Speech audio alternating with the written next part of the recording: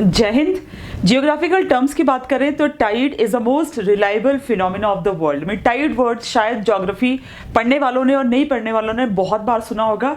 Tides होते क्या हैं? अगर सिंपल वर्ड्स में बात करें तो rise and fall of sea water is known as tides. आज के वीडियो में हम डिस्कस करेंगे टाइड्स की क्लासिफिकेशन एक बहुत ही सिंपल वे में।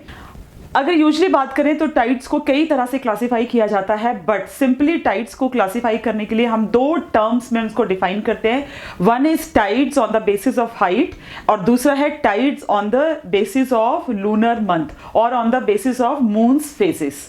सबसे पहले हम डिस्कस करेंगे tides classification on the basis of height. So on the basis of height tides को हम दो हिस्सों में, दो प्रकार में बांटते हैं, high tide and low tides. High tides हम उन टाइड्स को कहते हैं जब सी वाटर अपने हाईएस्ट पॉइंट पे पहुंच जाता है और कोस्ट के मैक्सिमम हिस्से को कवर करता है। तो ये फिनोमिना, ये जो एक सिचुएशन है या स्थिति है, उसको हम हाई टाइड्स के नाम से जानते हैं।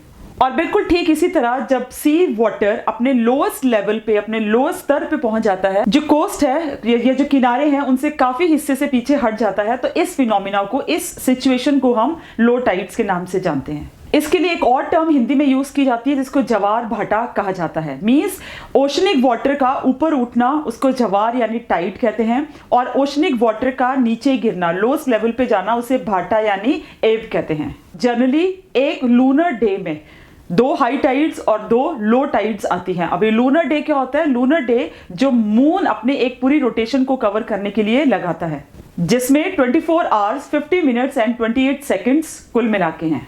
On the basis of lunar month हम टाइड्स को फिर दो हिस्सों में डिवाइड करते हैं, जिसमें स्प्रिंग टाइड्स और नीप टाइड्स आते हैं। ड्यूरिंग द फुल मून और न्यू मून, मींस पूर्णिमा और अमावस में मून और सन एक अलाइन, एक सीधी रेखा में होते हैं, जिसके कारण ग्रेविटेशनल पुल बहुत ज्यादा होता है। मून और सन के ग्रेविटेशनल पुल के कंबाइन होने से जो टाइड्स प्रोड्यूस होती हैं उनको स्प्रिंग टाइड के नाम से जाना जाता है। इसका मतलब ये है कि जब स्प्रिंग टाइड्स होंगी तो जो हाई टाइड्स हैं वो लिटिल हायर होंगी, near about normal average tide से 20% हायर, और जो लो टाइड्स होंगी वो एवरेज लो टाइड से थोड़ी लोअर होंगी।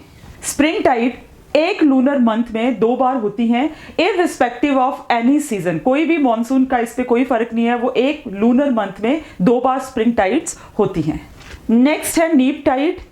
नीप टाइड मीन्स जब मून घटता है या बढ़ता है, means first quarter and third quarter of moon के समय में देखने को मिलती हैं। At that time sun and moon एक राइट एंगल फॉर्म करते हैं, जिसकी वजह से जो मून का ग्रेविटेशनल पुल है, फोर्स है, जिससे सी बल्ज होता है, उसको मून का ग्रेविटेशनल पुल कैंसिल कर देता है। नीप टाइड में एक मॉडरेट टाइड्स प्रोड्यूस होती हैं, जिसमें हाई टाइड्स लिटिल लोअर होती हैं और लो टाइड्स लिटिल हाई होती हैं। मींस वो अपने लोएस्ट पॉइंट पे नहीं जाती और हाई टाइड अपने हाईएस्ट पॉइंट पे नहीं जाती हैं।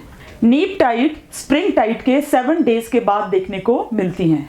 वैसे तो मून सन से 2.6 लाख टाइम स्मॉलर है, लेकिन सन के कंपैरिजन में मून 380 टाइम्स अर्थ के पास है, इसलिए मून में अर्थ की टाइड्स को अफेक्ट करने की जो कैपेसिटी है वो सन के मुकाबले में 2.17 टाइम्स ज्यादा होती है।